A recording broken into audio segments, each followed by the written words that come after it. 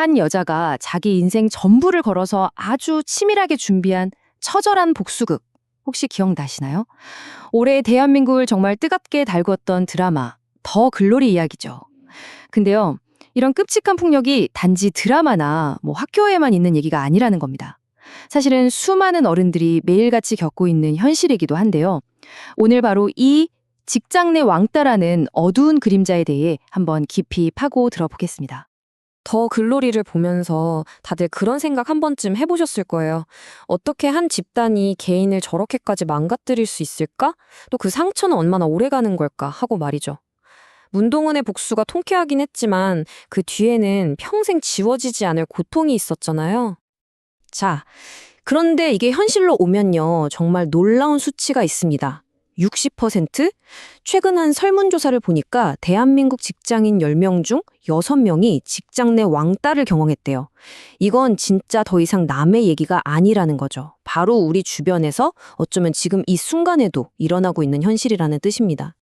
어쩌면 우리는 왕따 사회에 살고 있는지도 모르겠습니다. 일부러 업무에서 쏙 빼놓는다거나 막말을 듣거나 잊지도 않은 헛소문의 주인공이 되기도 하죠. 이렇게 보이지 않는 힘으로 사람의 영혼을 파괴하는 직장 내 왕따.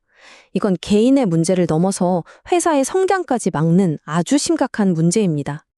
자, 그렇다면 도대체 왜 이런 일이 벌어지는 걸까요? 대체 무엇이 멀쩡했던 동료를 가해자로 또 그냥 지켜보기만 하는 방관자로 만드는 걸까요? 이 현상의 뿌리를 제대로 이해하기 위해서 오늘 3가지 주요 원인을 하나씩 짚어보겠습니다.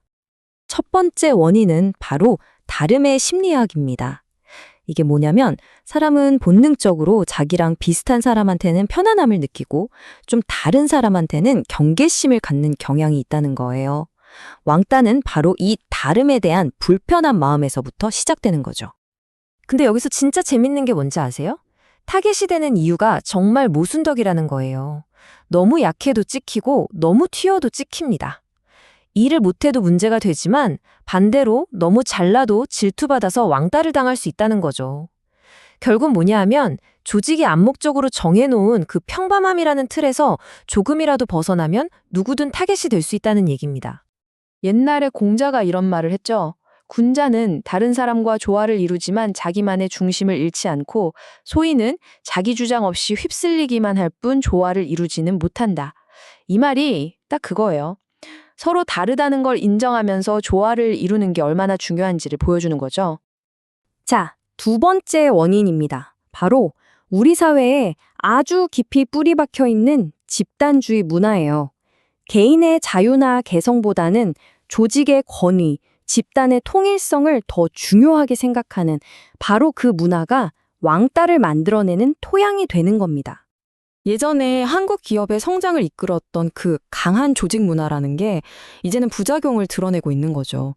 특히 확연, 지연 이런 걸로 우리 편 가르잖아요. 이런 파벌주의가 우리 편 아니면 적이라는 식으로 왕따 문화의 직접적인 원인이 되기도 합니다. 마지막 3번째 원인은 희생양 현상입니다.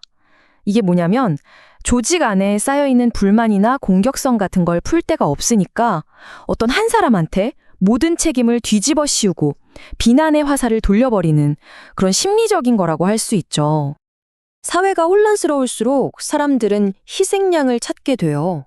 나는 아니어야 하니까 하면서 누군가를 콕 집어내고 내가 당하지 않으려면 그 희생양을 다 같이 공격하게 되는 거죠. 그것도 아무런 죄의식 없이 말이에요. 이 희생양 현상을 아주 잘 보여주는 옛날 이야기가 하나 있어요. 어느 날 한 처녀가 아이를 낳았는데 아버지가 하도 추궁하니까 동네 절에 있는 스님의 아이라고 거짓말을 한 거예요. 화가 머리끝까지 난 아버지는 갓난아기를 스님한테 데려가서 당신 아이니 키우라 면서 던져버렸죠. 그때 스님은 아무 변명도 없이 딱 한마디만 합니다. 아, 그렇습니까? 그리고는 묵묵히 아이를 받아서 젖동량을 해가며 키워요. 1년 뒤에 죄책감을 느낀 처녀가 모든 사실을 고백했고 아버지가 다시 찾아와서 사죄하면서 아이를 데려가겠다고 했을 때도 스님은 아이를 돌려주면서 똑같이 말했죠. 아, 그렇습니까? 이 스님이야말로 공동체의 죄를 혼자 다 짊어진 완벽한 희생양의 모습이라고 할 수 있겠네요. 자, 이제 관점을 좀 바꿔볼게요. 이 왕따 문제가 단순히 한 사람의 고통에서 끝나는 게 아니라 기업에게는 그럼 어떤 의미가 있을까요? 결론부터 말하면 기업의 지속 가능한 성장을 가로막는 아주 심각한 리스크입니다. 예전에는 성과만 좋으면 뭐든 괜찮은 시대였잖아요.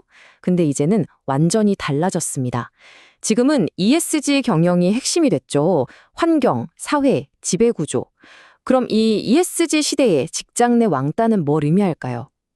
이건 직원의 인권을 침해하고 건강한 조직 문화를 파괴하는 ESG의 S, 즉 사회적 책임의 정면으로 어긋나는 행동이에요. 결국 기업의 생존 자체를 위협하는 심각한 걸림돌이 되는 거죠.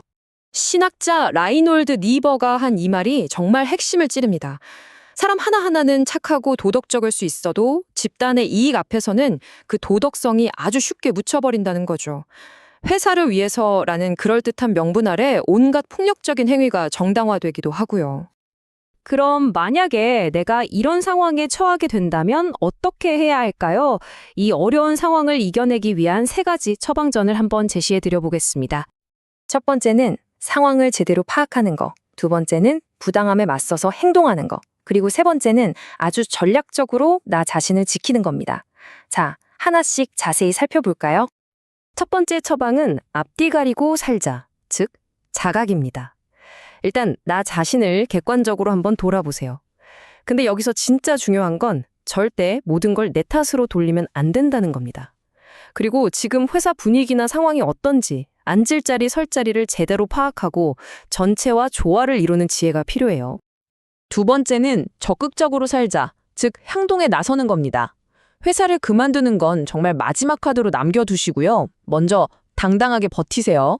그리고 아주 사소한 괴롭힘이라도 그 즉시 하지 마세요 라고 분명히 말해야 합니다. 혼자서는 힘드니까 반드시 내 편을 한 명이라도 만들고 사내 상담센터나 외부기관에 도움을 요청하세요. 그리고 마지막으로 제일 결정적인 거, 모든 부당한 행위를 기록하고 녹음해서 확실한 증거를 남겨두는 겁니다. 마지막 처방은 영민하게 살자, 바로 전략입니다. 때로는 늑대들 속을에서 살아남으려면 늑대의 가면을 써야 할 때도 있어요.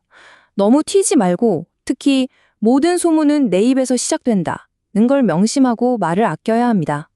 그리고 때로는 더 큰 전쟁에서 이기기 위해서 지금 당장의 작은 싸움에서는 져주는 지혜도 필요하고요. 도덕경에 나오는 이 구절이 바로 전략적인 후퇴의 중요성을 말해주죠.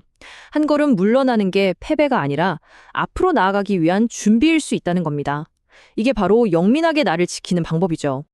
지금까지 개인이 어떻게 대처해야 하는지를 중심으로 이야기했지만 사실 이 문제는 한 사람의 노력만으로는 절대 해결될 수 없어요. 결국 이건 집단 전체의 책임입니다. 마지막으로 우리 모두에게 이 질문을 던지면서 마무리하고 싶습니다. 내 옆자리 동료가 힘들어할 때 나의 침묵은 그냥 지켜보는 방관일까요? 아니면 암묵적인 동조일까요? 더 글로리 같은 비극을 막는 힘은요, 결국 한 사람의 용기 있는 저항, 그리고 나는 당신 편이야 라고 말해주는 주변 사람들의 따뜻한 연대, 그것뿐입니다.